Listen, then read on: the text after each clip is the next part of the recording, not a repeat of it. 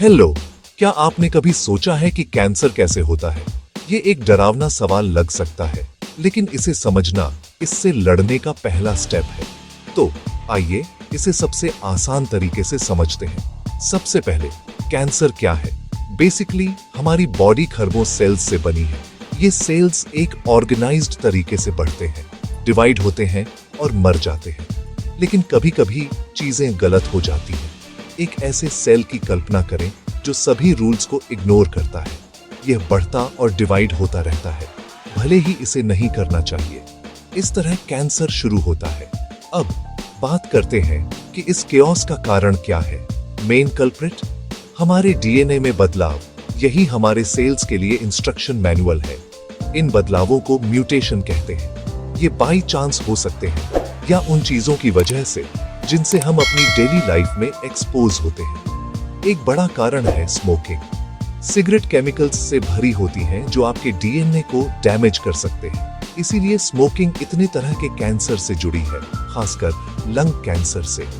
अगला, रेडिएशन। सूरज से बहुत ज्यादा अल्ट्रावायलेट लाइट आपकी स्किन सेल्स के डीएनए को खराब कर सकती है, जिससे स्किन कैंसर होता है। इसीलिए सनस्क्रीन इतनी इंपॉर्टेंट है।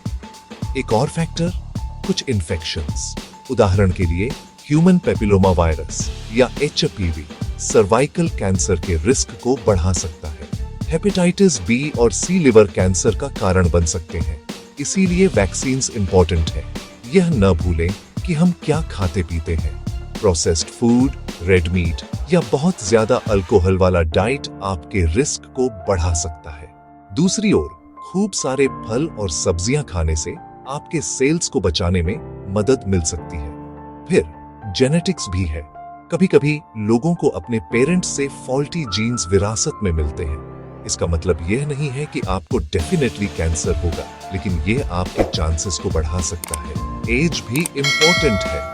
जैसे जैसे हमारी एज बढ़ती है, हमारे सेल्स को डीएनए में बदलाव होने के ज्यादा चांसेस मिलते हैं। इसीलिए जैसे जैसे हमारी एज बढ़ती है, कैंसर ज्यादा कॉमन होता जाता है। लेकिन यहाँ कुछ इंपॉर्टेंट है, सभी कैंसर को रोका नहीं जा सकता है और यह कभी किसी की गलती नहीं होती है। लेकिन मेन कारणों को जानकर आप ऐसे चॉइस कर सकते हैं जो आपके रिस्क को कम करते हैं। स्मोकिंग न करें, अपनी स्किन को प्रोटेक्ट करें, वैक्सीनेटेड रहें, हेल्दी खाएं और एक्टिव रहें। और याद रखें, अर्ली डिटेक्शन जान बचाता है।